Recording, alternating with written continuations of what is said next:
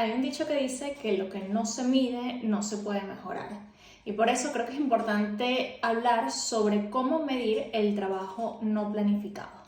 Y para eso voy a contarte algunas experiencias, incluso algunas anécdotas que he tenido con varios equipos.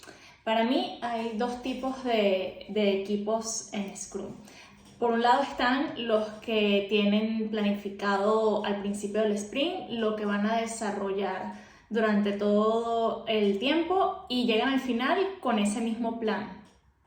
Entonces, esa sería una ventaja porque tenemos un poco más claro el alcance. Y hay otros equipos donde a veces, ya sea porque se dedican a mantenimiento también de alguna aplicación en producción o porque no se tiene un trabajo muy claro al momento de hacer la planning, pero que constantemente resuelven trabajo no planificado durante el sprint.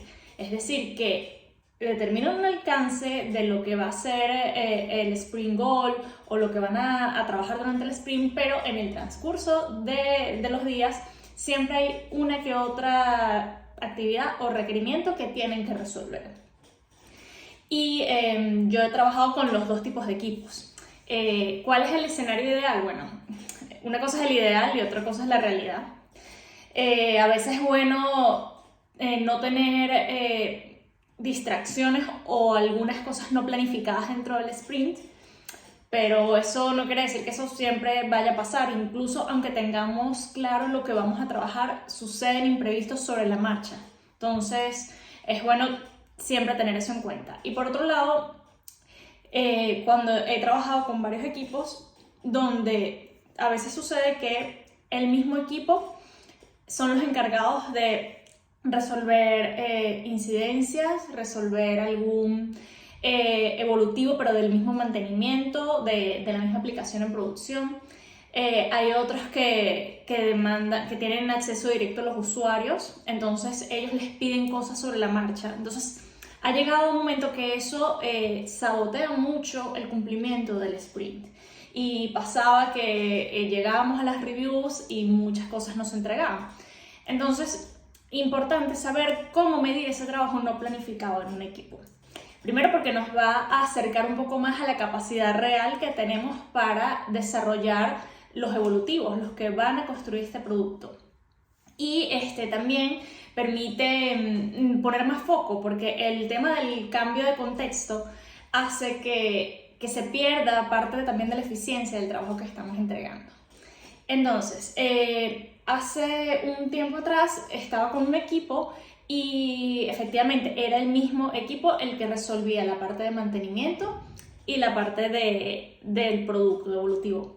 Y eso lo discutiremos más adelante, pero ya de por sí hacer una diferenciación tan marcada entre evolutivo y mantenimiento de por sí es un paradigma que queremos ir cambiando cuando hablamos de producto, porque un producto es algo que nunca deja de evolucionar. Entonces, ¿por qué hacer una diferencia tan marcada entre estos dos? Pero vuelvo y repito, la realidad muchas veces en las organizaciones es que hay temas incluso de presupuestos asignados muy diferencialmente en la parte de mantenimiento, en la parte de creación del producto. Entonces, hay cosas que debes tener en cuenta e incluso es algo que es parte del trabajo que tenemos de ayudar a estos equipos o a estas organizaciones a poder hacerlo de la mejor manera posible, pero también respetando un poco los lineamientos que tienen que estar a nivel organizativo. Entonces, en este equipo que hacía tanto mantenimiento como evolutivo, vamos a llamarlo así, el primer punto que identificamos fue que cuando empezamos a trabajar con sprints y no siempre cumplíamos las historias de usuario, era precisamente por ese trabajo que estaba entrando y que no estaba planificado. Entonces nos vamos un poco a la teoría.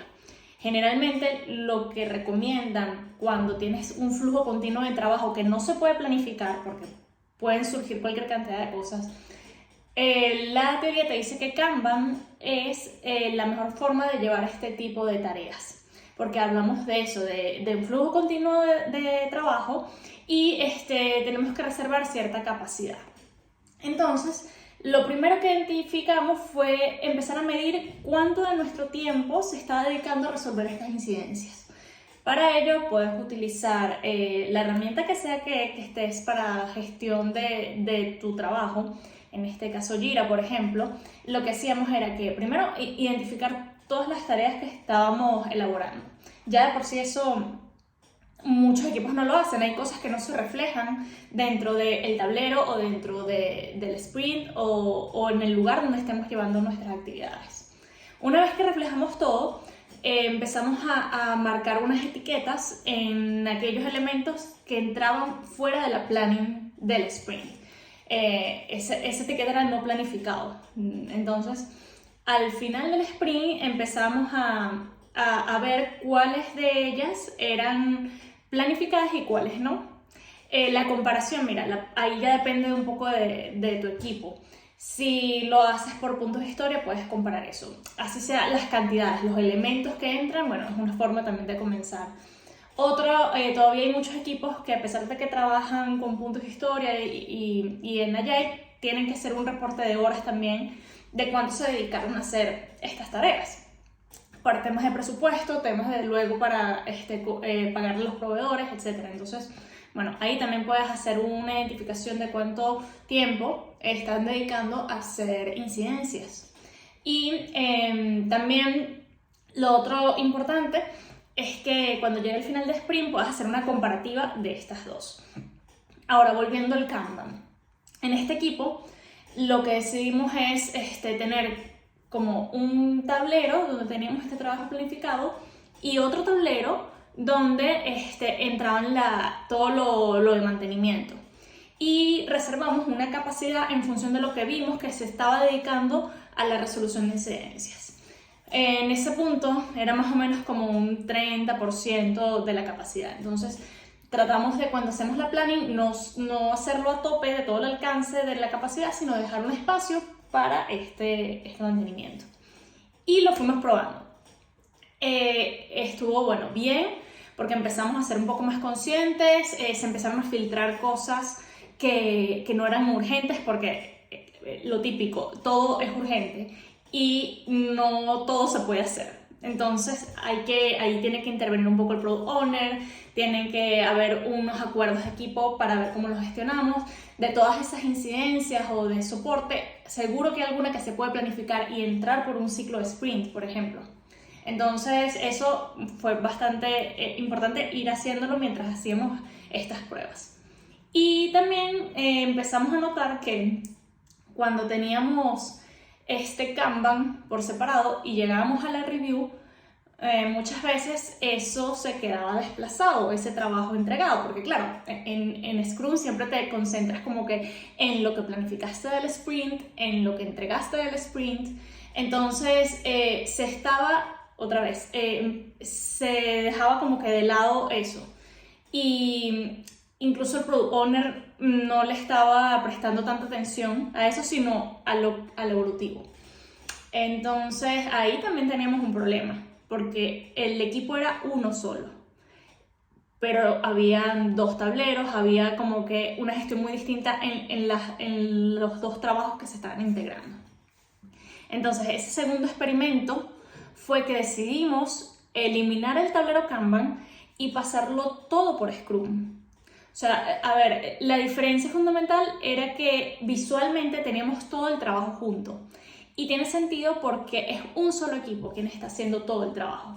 Entonces, lo que hicimos fue volver a dejar un espacio de capacidad, pero esta vez ingresaban elementos dentro de este ciclo de Scrum para poder verlo. Y de hecho, teníamos una gráfica del trabajo, el Burn-Down Chart, que es precisamente donde se muestra el quemado progresivo de las historias de usuario, y allí cuando entraba una tarea de mantenimiento de no planificado, esa gráfica subía porque era como una tarea más que había que hacer. Claro, la desventaja era que, visualmente esos reportes no eran del todo buenos porque no siempre eran lineales hacia abajo, sino que tenían estos picos. Pero por otro lado, ahora sí se podía dar mayor importancia a lo que se estaba entregando en cuanto a no planificado. Entonces, a todos como nos gustó esa idea de tenerlo todo junto y se podía ver mucho más los cuellos de botella o cuando no se estaba entregando algo porque se estaba haciendo en otro foco. Entonces, lo que quiero decir es que para este tipo de cosas no hay una respuesta correcta.